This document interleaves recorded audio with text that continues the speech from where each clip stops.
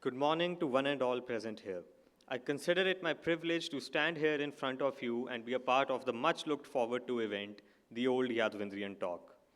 I, Anubhav Verma of 11th Science, on behalf of the headmaster, Mr. Naveen Kumar Dikshit, extend a very warm welcome to our guest speaker, Dr. Ajay Verma, and the IOSA executive body member, Mr. Adish Bajaj.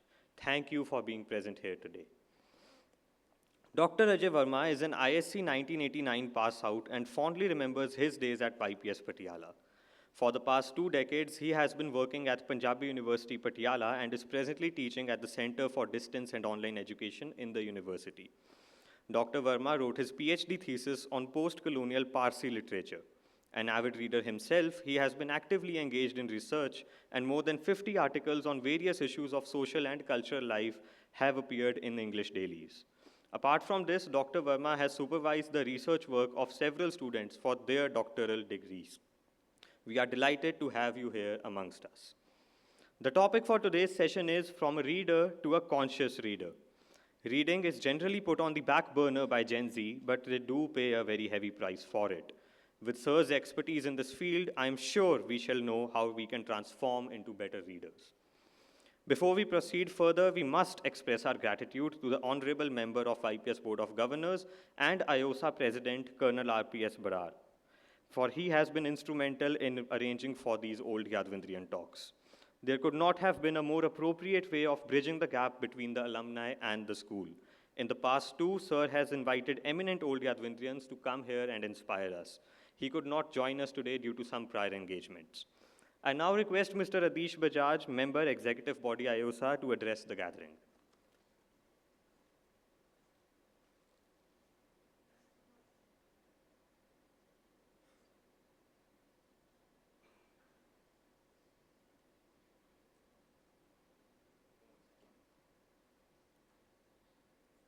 Good morning, all. Even after 37 years, long years, I feel privileged to be here in YPS every time I come here. Students, I'm here on behalf of IOSA, and I welcome you all. I feel deeply honored standing here today, as well as very privileged to welcome you all here on behalf of IOSA, whom some of you shall be joining soon in your own times. A very warm welcome to all of you. At the outset, I may wish to thank the most dynamic Mr. Naveen Kumar Dikshit, Headmaster YPS Patiala, teachers, staff, and everyone who put their efforts to make this day so special for each one of us. A big thank you. Students, remember, you don't have to be perfect, but you need to be honest to inspire others. Our President, IOSA, and board member, Colonel RPS Barar, who is out of town, has sent a special message for you all. Work hard, remain focused, and you will achieve what you quest for. It's a pleasure welcoming an eminent OY, Dr. Ajay Verma, who is here to share his remarkable experiences with you all, I may say, with us all. And you must all make the most of it today. Ask as many questions as you wish to observe and learn from the deliberations of Dr. Ajay Verma. Not taking much of your time, over to Dr. Ajay Verma. Thank you very much. Thank you all.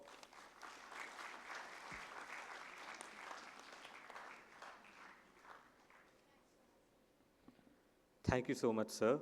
It is now time to begin with the much-awaited event. I request the guest here today, Dr. Ajay Verma, to address the gathering.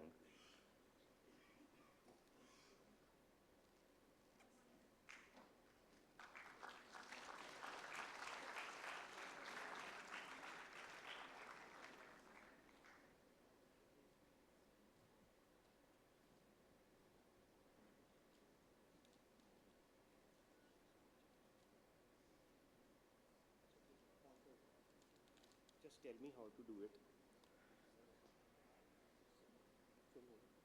Okay, right. So if I want to go to the next slide, I just have to do this. Thank you.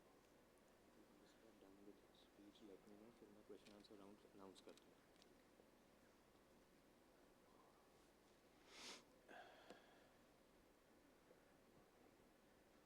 Good morning, everyone. First of all, in the gracious presence of Principal Director, Mr. Naveen Kumar Dikshit, Deputy Headmaster, Mr. Anil Bajaj, Mr. Adish Bajaj, Mrs. Arshdeep Mangat, and members of the faculty. A big hello to all the students. First of all, I thank the school, IOSA, for giving me this opportunity of interacting with the students of various classes.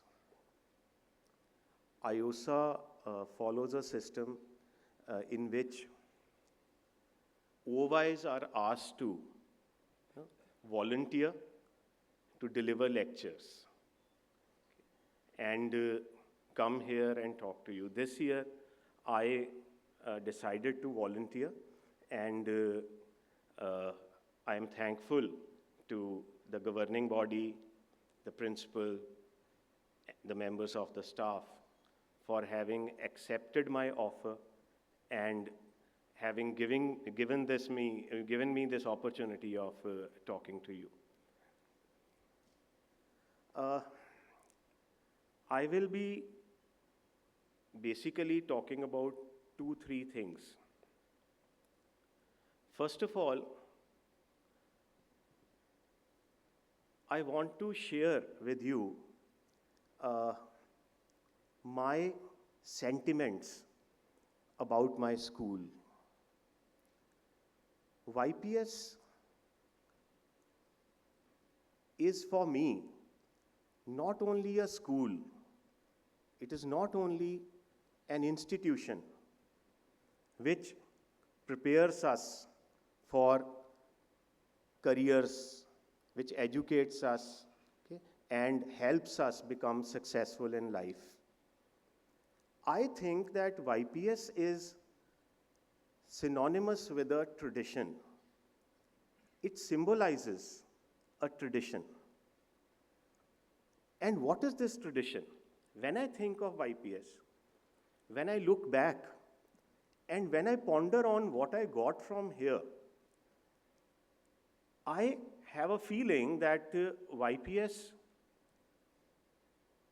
is an institution in which there are some traditions aimed at developing a good character, a good sensibility, in inculcating values which help us in leading meaningful lives, which help us in becoming good human beings, which help us in basically becoming informed and responsible citizens with good values.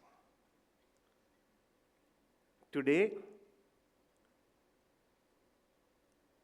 when I come here, I have a feeling that these traditions that YPS stands for are also linked with a sense of belonging. They are linked with a sense of belonging. They are linked with a sense of owning. Okay? YPS never disowns its students, and the students also never disown YPS. YPS remains a part of you wherever you go. And these traditions are reinforced in all the activities that you people do in the school, in your academic and cultural life. All the activities are aimed at inculcating certain ideals, certain values, in giving you a good perspective about life. And this initiative of IOSA, under which old Yadvindrians are invited here to interact with the present students. This initiative also reinforces the sense of continuity and the sense of belonging and the tradition of owning. Okay? All these three are reinforced every time an old Yadvindrian like me comes here, stands before you, and as a representative of his times. Today I come here as a representative of my teachers, of my times, of my friends, of all those who were studying with me. Okay? And I stand before you not in my personal capacity alone, but as a representative of the YPS of 1980s. And in many senses, dear students, we share so many things. Okay? There are so many things that are common, that were there in the 80s also, and that are there today also. The motto of the school is Vidya Vinay Veerta. And I, as a member of the university, will be focusing on the third term, which is, the first term, which is Vidya. As someone who has spent many years of his professional life in the university, I have certain things to share with you. Just one more thing before I begin with my topic, because we have limited time, and I would like to finish my discussion within the 30 minutes allotted to me. The one last thing which I want to say is that whenever we old Yadvindrians come here to meet you, to talk to you, okay, there are various reasons which are there at the back of our minds.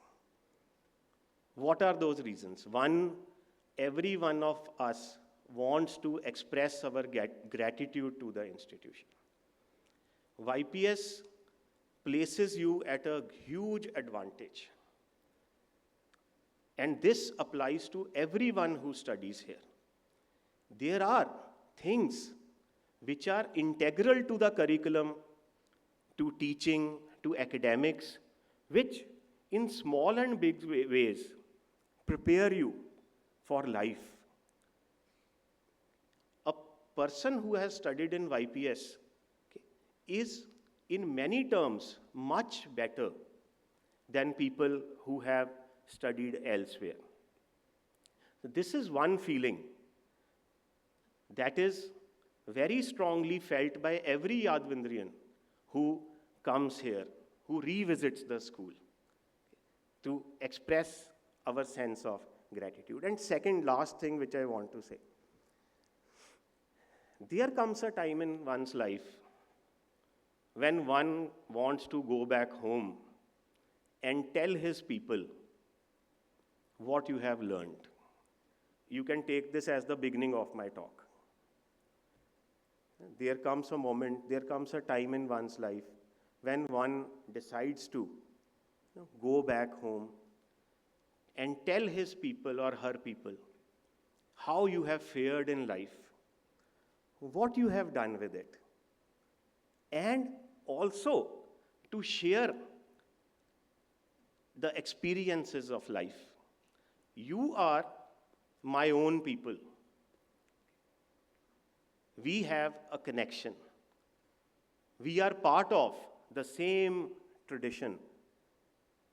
And today I have come here very consciously, with a very conscious intention of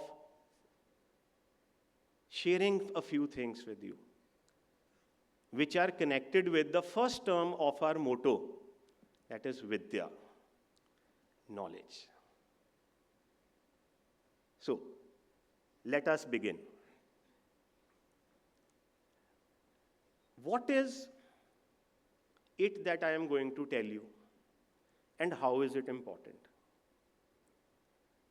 As a person who has worked in the university or who's working in the university, I am witness to a few things that are happening in the world of knowledge today. And I have, when I was preparing my talk, it was with a very clear feeling that the students who are in their formative years, who are preparing to enter institutions of higher education after completing their +1 and +2, must have some idea about the mood of the academy. By academy, I mean the world of knowledge. That will place you at an advantage. Many changes are taking place in the academy today. Many changes are taking place in the world of knowledge today. Mainly, the changes are related with how we perceive knowledge, how we approach knowledge.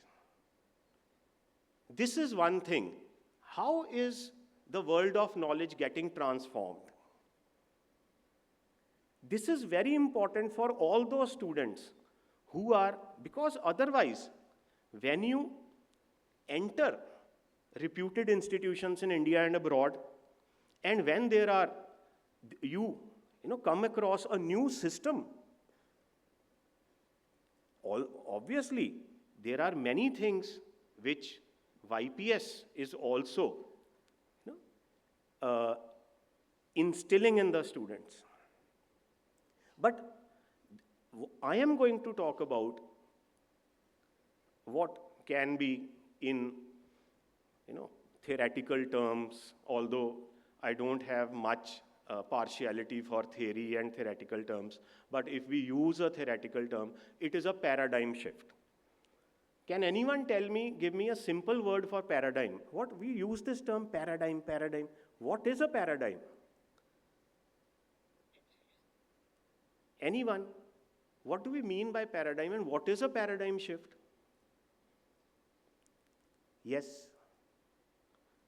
Yes, Mallikarjun? Okay, can we use a simple word for paradigm? One word answer. We have synonyms, close synonyms, or not so close synonyms for words, similar words. What is a paradigm? Paradigm is a model.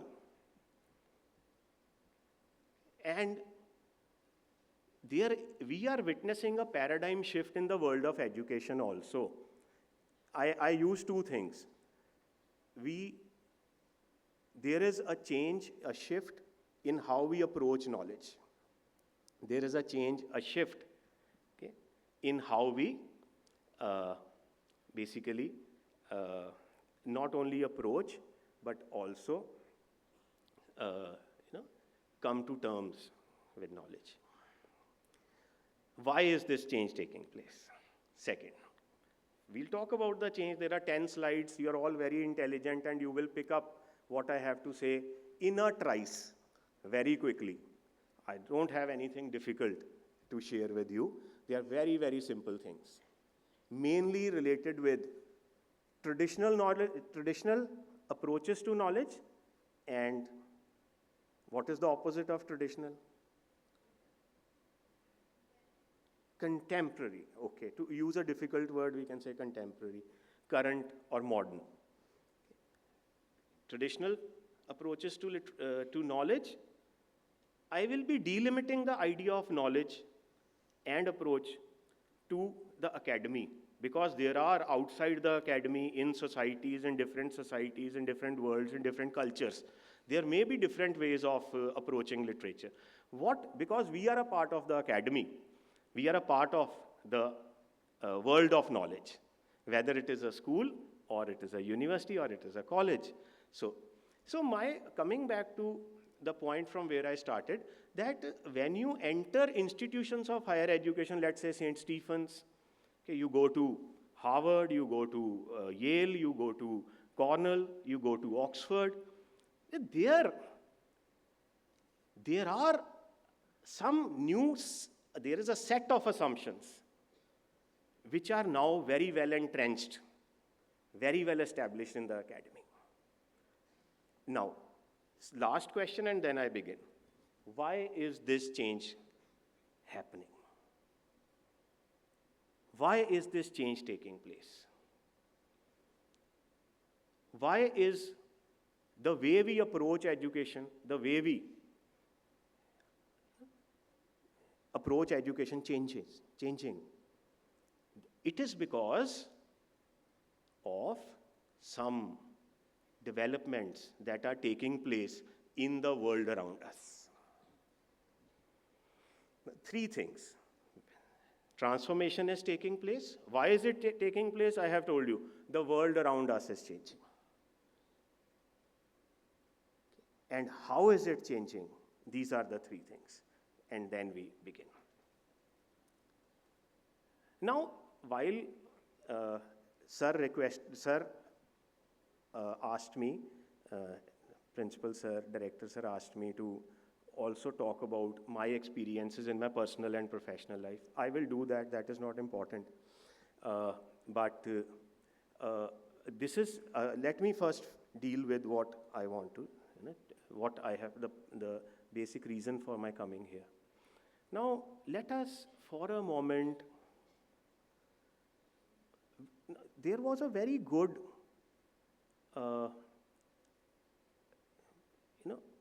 clue in the informal discussion we had outside, because that is something we generally complain about, that we have stopped reading. Our love for books is now, in one way or the other, becoming less and less. We have stopped buying books, we have stopped reading. I look at it differently. Because when I correlate this, now this is the part where I want to talk about how is the world changing. When I correlate with this with the society, the world, I cannot make sense of this argument that we have stopped reading. Because to me, the opposite seems to be true. Why? Because our dependence on the creation of knowledge is increasing. At a very advanced stage of modernity, at a very advanced stage of technological and scientific development, when every aspect of human development is knowledge-driven, this thing appears to be a little incongruous. How can we say that? Yes. Then what can be the answer? If we say that we have actually not stopped reading. Had we stopped reading, publication houses would have closed. They are doing roaring business. New books are coming out. Leave that aside. How do you reconcile the two? I think the answer lies in two things. Dependence on knowledge is more than ever before. Because of the lives we are leading. Just imagine what you are consuming from morning till evening. I was talking to my students in the university day before, and I asked them, what are the basic requirements of life? And one of them said oxygen. And I said, yes. And second is production. If production comes to a halt, we will become savages. Just try to figure out what we consume from morning till evening. We consume petrol, we consume bread and butter, we consume electricity, we consume internet, we consume so many different. So it is a consumption-oriented model of life that we are leading today. And who is more important today? Let me ask you, because from there I will jump to my topic. Who is more important, the producer or the consumer? Who is more important? The consumer is important. And in reading and knowledge also, now I come to my point. Let me take this opportunity to straight away jump to the main issue. In the world of knowledge also, now the consumer is important. This is how the paradigm is changing. Who is the consumer in the world of knowledge? Tell me, who is the consumer in the world of knowledge? The reader. So today, everything that is happening in the world is consumer-centric. And in the world of knowledge also, and let me go back to the issue with which I started, or which came up for discussion just now, that how do we reconcile the two things? Our dependence on knowledge is increasing, and somehow we are not reading. How do you reconcile this? There are alternatives to reading. There are alternatives. The three things are changing. The methods of production, mediums of dissemination, and modes of consumption. Today, you are not reading in one way, but you are reading in 10 ways.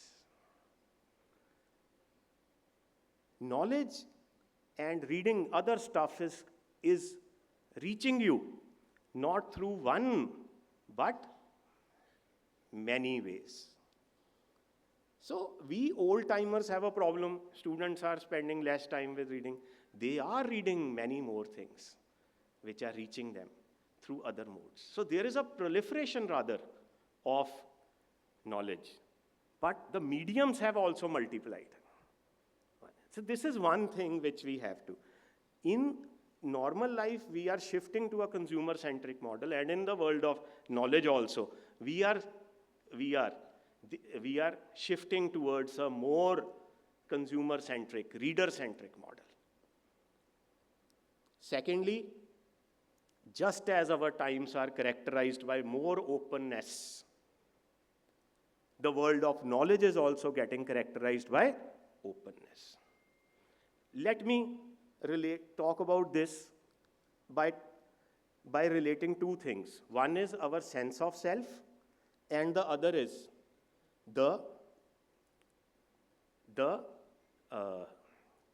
our sense of self. How is our sense of self changing? And how is the idea of the reader changing? How is the world changing? So one is consumer-centric model, your reader-centric model. The other is openness. Openness in the world around us and openness in the world of knowledge. What do we mean by openness in the world around us? I basically link it with two things: your sense of self and your sense of the world. What kind of sense of self do you have today? It is very different from the sense of self I had. What is your sense of self? Your sense of self consists of an international identity and an endless fragmentation of yourselves. You are a lot more fragmented than I was. You have multiple selves, one on the Insta, one on Facebook, one on this, one on that. So many selves you have, and every self is different from the original self. Now, answer this question, and I will see if you can understand what I am saying. When you have so many copies of the same thing, does the original remain important? When there are so many copies of your own self, is the original important? Tell me. Or what is more important, the original or the copy? Copy is important. So dear students, we are today living in the world of copies. This is the second thing. This can be called openness, because the idea of originality has itself come under a cloud. No, when you have literature being produced by AI, what kind of originality can we think of?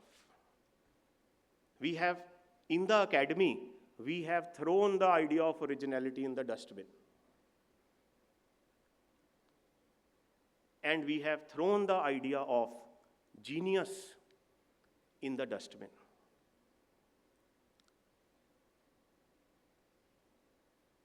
Because our experience of life has shown us. Now, these are very radical ideas, but they are there today in the academy. They are ideas with the help of which we are today making sense of literature and construing literature. This is how we are approaching. Third openness, which I must talk to you about, is that the old hierarchies are crumbling, they are getting decimated. This is also something related with the world and our sense of self. We are gradually demolishing the old divisions. New divisions may be created, but what are those divisions? I will name one and you name other two or three. One is the discriminatory attitudes based on gender.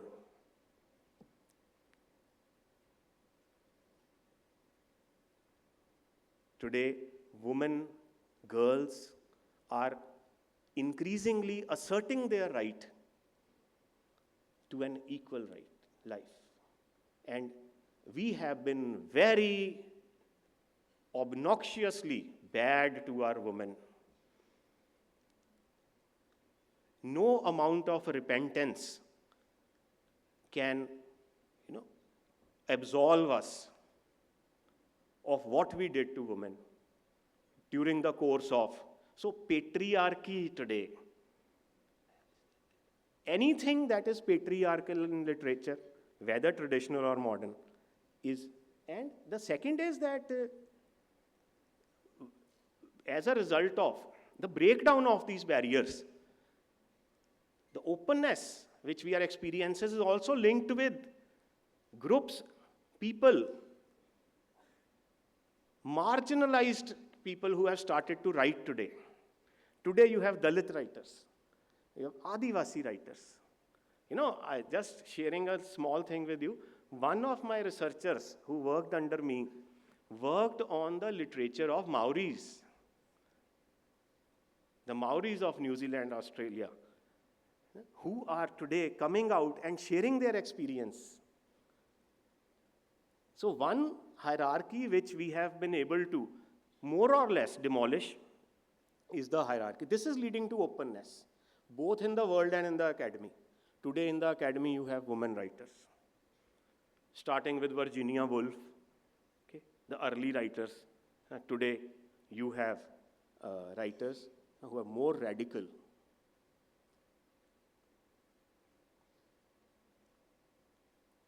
What are the other barriers we have brought down? Tell me.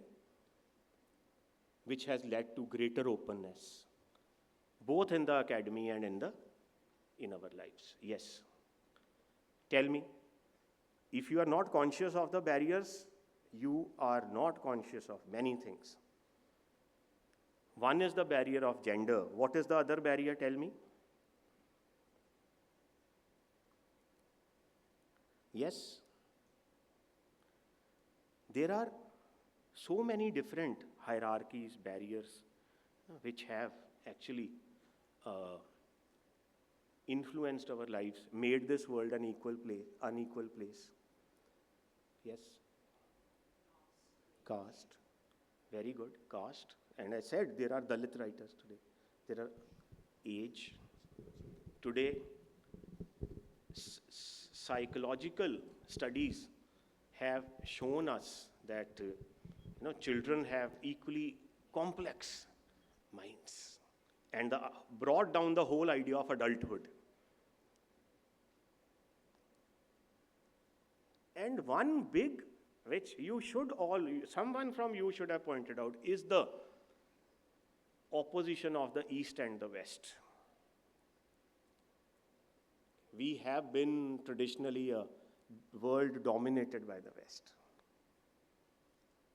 So you should have got a hint when I said Maoris.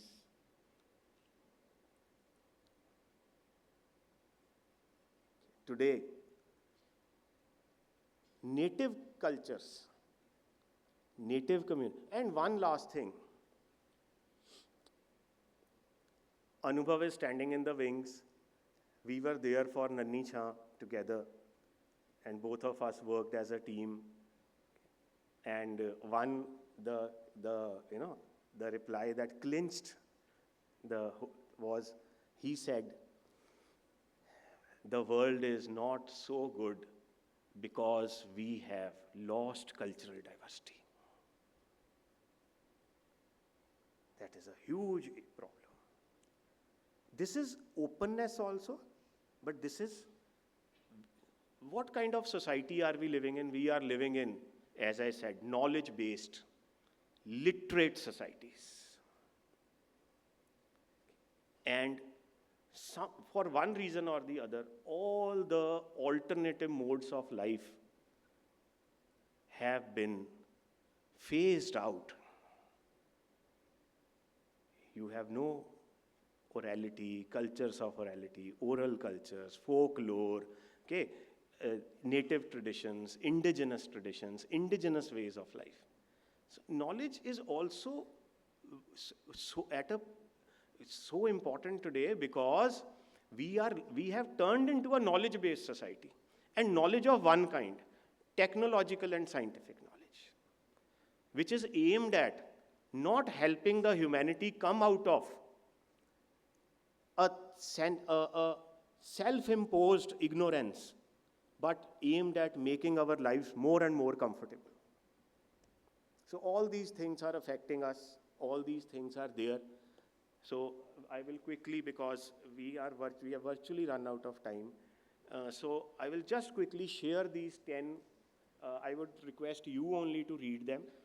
So what are the assumptions with which I came here? That there is a close relationship between the way we read and write books and the different levels of social progress. And the concept of author, reader. Now I am just giving you a small idea about how academy is getting transformed. Basically, it is linked with the conception of the author and the reader. Let's see how the idea of author. We have moved from reader-centric, we have moved to reader-centric, 1, towards greater openness, 2, and 3rd, from a journal, liberal approach to knowledge, literature, education, to a more practical. These are the 3 things. These are the 3 things with which we approach literature today. So the concept of author, reader approach to knowledge in our times is distinct from earlier ages. How? In the traditional sense, in liberal approach to education, knowledge was basically aimed at leisure, edification, cultivation of the mind, personality. These are the ideas which were presiding at the time when I was a student. That you must read because that gives you a good personality, that helps you speak well, communicate well. So one is this. But now I am not saying that this thing has simply disappeared. No, it is very much there. But we have added new things. Then, who is an author? Do you agree with this? I don't agree with this.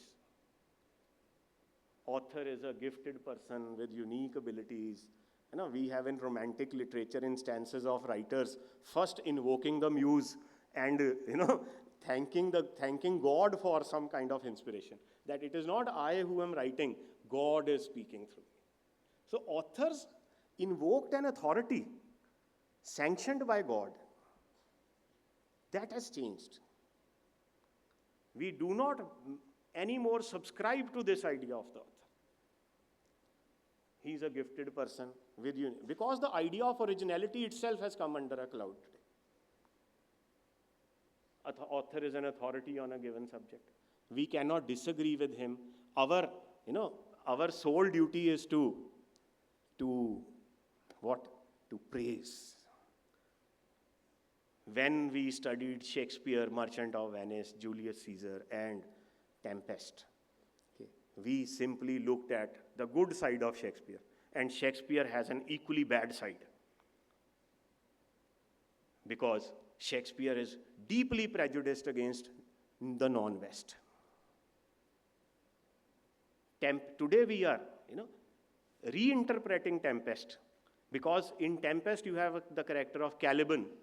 Caliban is an inhabitant of the island where Prospero goes. So he's an aboriginal. And how is he described? He is described as a monster. So Shakespeare was, and today when we read Merchant of Venice, first we used to, praise Shakespeare for the portrayal of Portia as a very witty, clever person. Okay, that is right. But there is anti-Semitism, Jew bashing. There is Jew bashing in it. The Jews are cursed in Merchant of Venice. And then how do you account for Shakespeare's, sycophancy towards kings and queens? He upholds monarchy like no one else. He doesn't just, at a time when Magna Carta had been signed, when so much democratic developments were taking place in the West, Shakespeare sticks to the portrayal of royalty. Because even in a play like, let's say, Midsummer Night's Dream, where the king has no role, the king is jabardasti brought in. Just to be present at the back. So today, we are not disrespecting the author. There is greater irreverence. We have given up that old attitude of reverence, worship.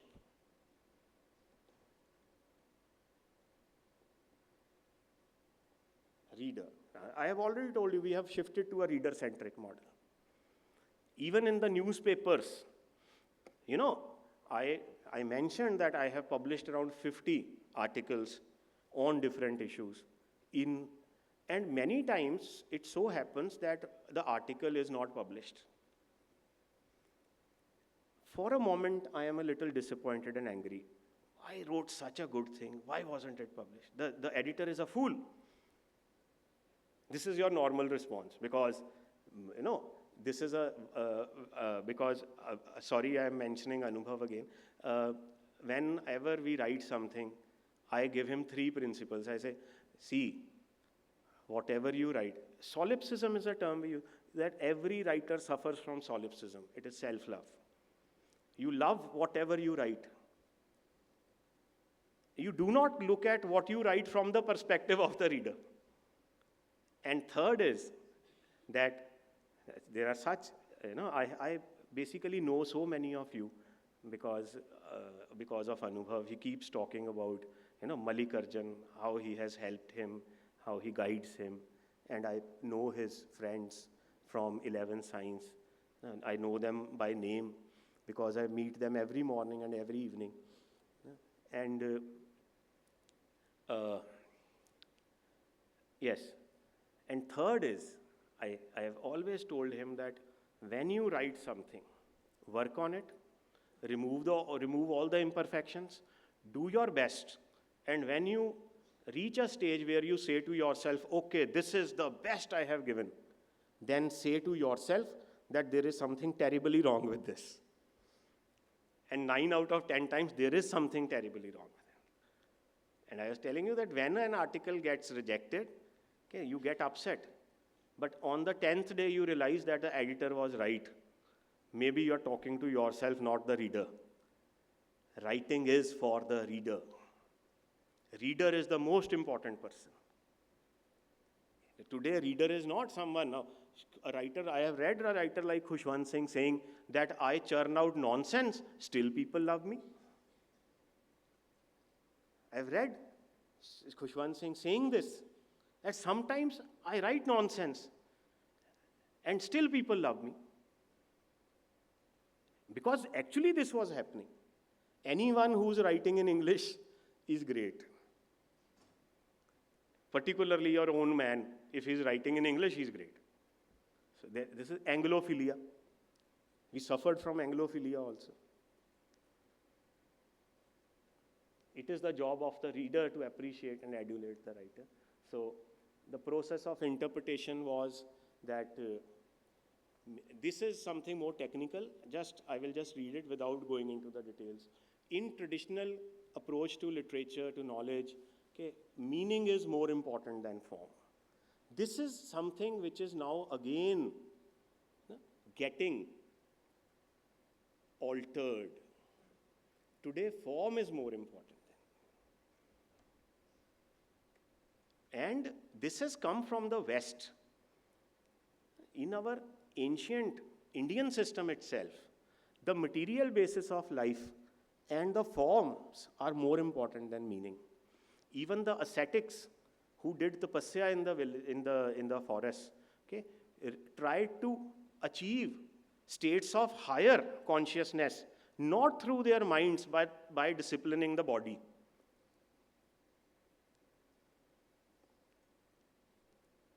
So this has come from the West. The meaning is hidden. And who will tell you the meaning? Meaning can be reached only by decoding the mind of the reader. Authorial intention. What is, now in classes of literature in my time, what is Golding trying to say? What is William Golding trying to say? Now, William Golding is not important.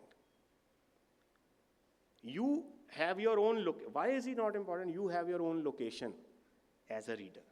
You have your own mind. You have some basic,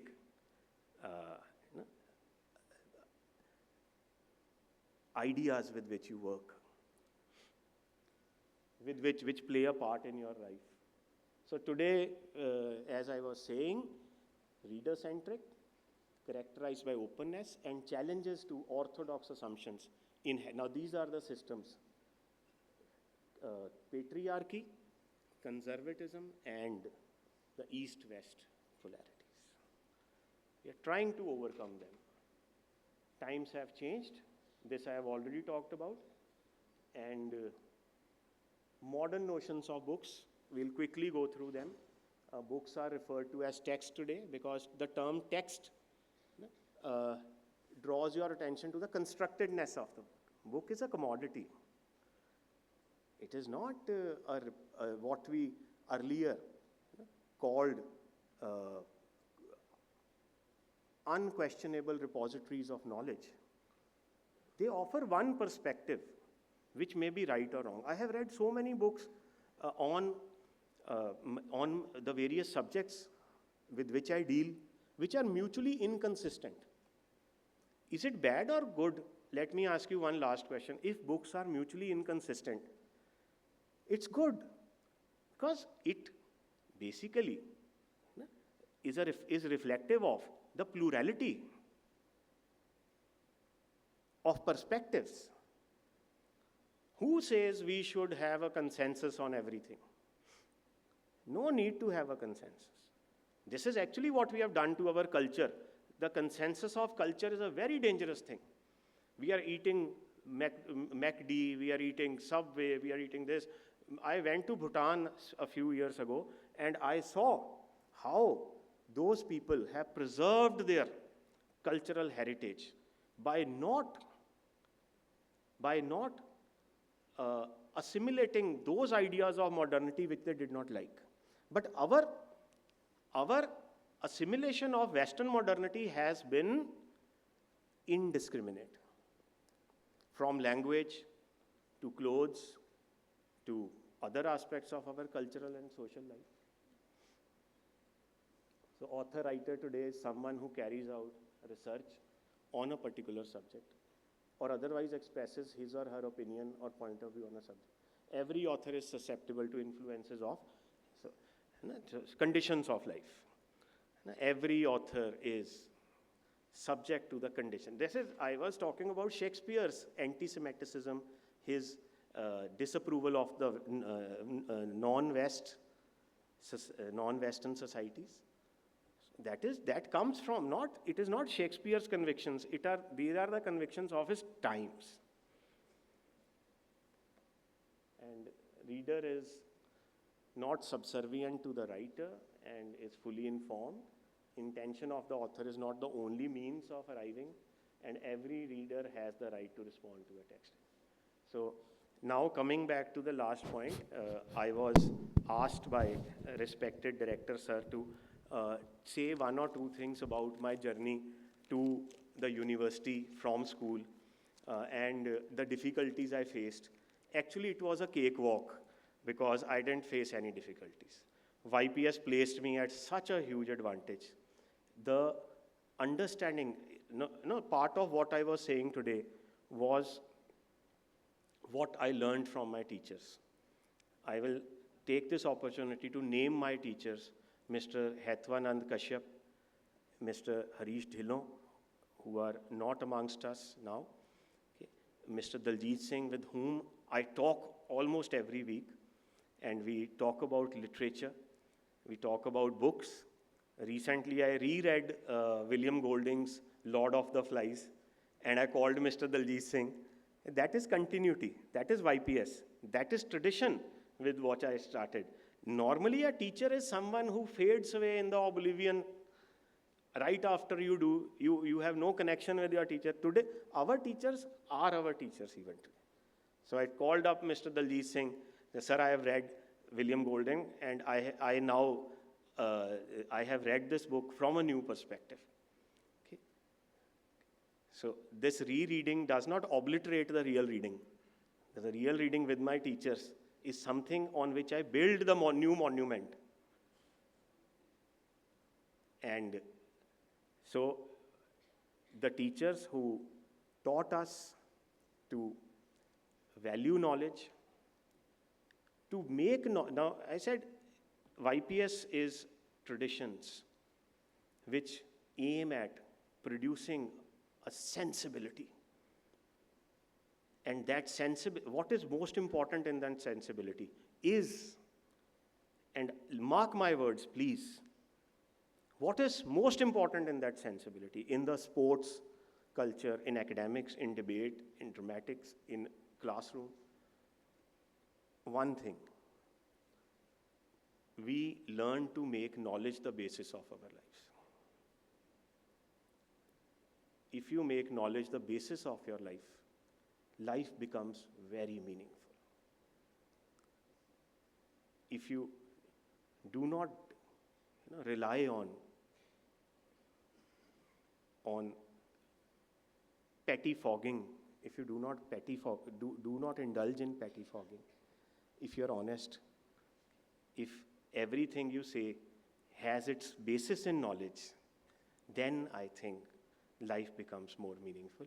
So in my journey to the university, in my success as a teacher, my teachers propelled me, they propelled my life, they were behind me always, and a Yadavindriyan is always at an advantage. Okay, I was a straggler. I was telling you, my student life was very unremarkable. Okay, and I was not a very good student. If I can reach the university, become a professor, just imagine what you people, the 90% something people will achieve in life.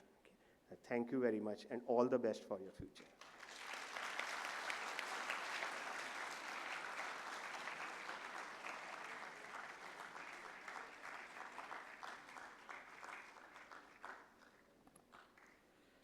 Thank you so much, sir, for a deeply informative session. I now request our headmaster, Mr. Naveen Kumar Dikshit, and IOSA executive body member, Mr. Adish Bajaj, to come on stage and present the guest with souvenirs. We shall first have a souvenir presentation from IOSA's side, followed by the school.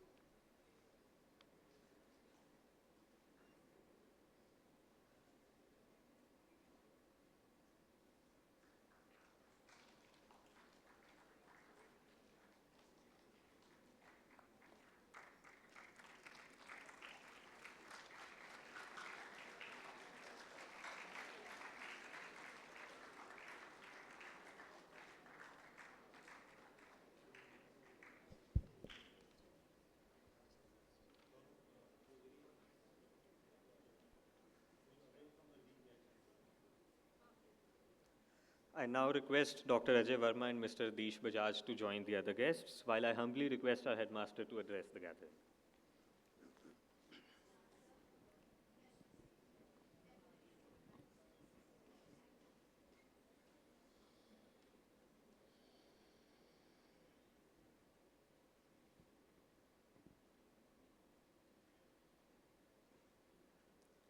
Thank you, Anubhav. I think it's a big, big day for Anubhav to do this Master of Ceremony. And it's a father-son duo who's actually been rocking this session.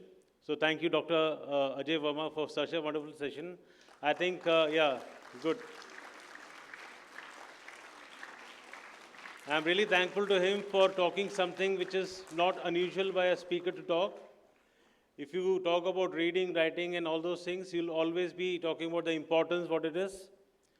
But he has given us a deep understanding of what today a reading is all about, what is the importance of reader is, what an author need to be doing. Now when I talk to my teachers, I tell them, when we make these lesson plan, we have to look at you as a person who's consuming it. So the consumers today has become extremely important, whether it is reader, student, or any other segment what we talk about. Now he touched upon the importance of being like a good author, because an author need to understand what the reader require. And today all these demographic and all these divides what we had earlier, they're just getting shackled, they're just getting away. And we find the text which is coming up, I'll not mention books because books is just a commodity. The text which is coming up, it's coming in different form.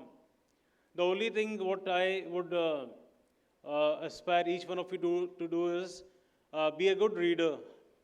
And then when you read something, you should be critical about the text what you have read. That will create an idea within you, and you'll also be able to assimilate the knowledge and wisdom, what I should say, about various aspects. So I thank Dr. Ajay Verma for being there and being very different as a speaker, very different speaker to what we have heard. I also thank the IOSA team, Mr. Adish Bajaj, for making up for Colonel Barar, the president of IOSA team. Thank you, Mr. Bajaj, for being there. And I thank each one of you to be a good audience. Thank you very much.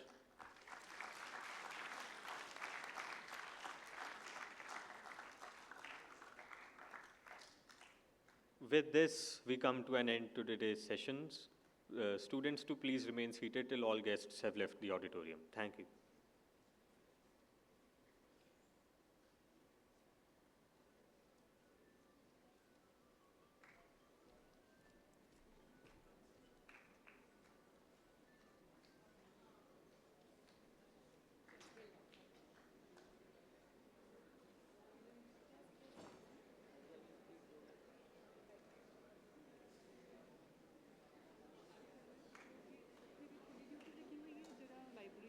ਨੂੰ move ਕਰਨ ਲੱਗੇ set ਉਹਦੇ 'ਚ ਨਾ ਫਿਰ ਆਪਾਂ ਇਹ ਕਰਾਂਗੇ ਜਿਵੇਂ ਆਹ ਵਾਲਾ ਮੈਨੂੰ ਨਹੀਂ ਦਿੰਦੇ ਹੁੰਦੇ ਤੁਸੀਂ ਪ੍ਰੈਕਟਿਸ ਟਾਈਮ ਤੇ ਇਸ ਤਰ੍ਹਾਂ ਦਾ ਹਾਂਜੀ ਹਾਂਜੀ ਮੈਮ ਉਹੀ ਮਾਈਕ ਲਗਾ ਲਗਾ ਦਾਂਗੇ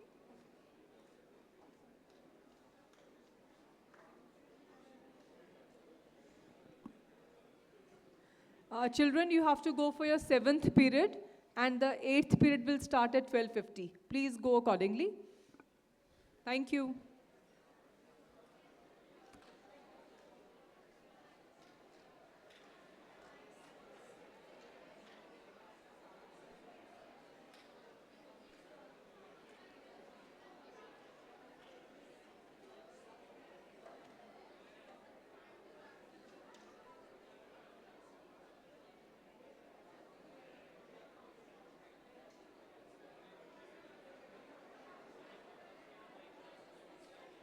ਇਹੀ ਖਾ ਗਏ